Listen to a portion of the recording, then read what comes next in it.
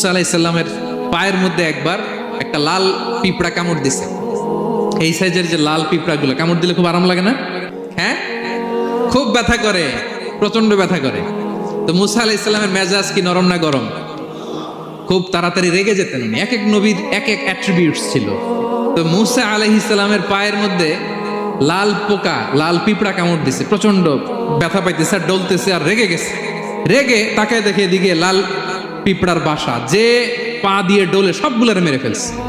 তো ঘটনাটা ছিল মুসা আলাইহিস সালাম আল্লাহকে জিজ্ঞেস করছিলেন এই ঘটনাটা আল্লাহ কেন ঘটাইছে। আল্লাহকে জিজ্ঞেস করছিলেন, আল্লাহ আযাব যখন কোনো এলাকায় পাঠান তখন তো শুধু জালিমরাই মরে না, ভালো লোকগুলাও তো মারা যায়, তো এই আযাবে ভালো লোকগুলা কেন মরে? আল্লাহ উত্তর দেয় না, এই ঘটনা ঘটাইতেছে। পিঁপড়া যখন কামড় দিছে রেগে সবগুলোর মেরে ফেলছে। আল্লাহ বলে, মুসা কামড় দিয়েছিল কয়টা? কয় আল্লাহ একটা। তো ওগুলোর মারলা কেন? অ্যাকশনে যখন যায়, এত কিছু দেখে অ্যাকশন নেওয়া যায়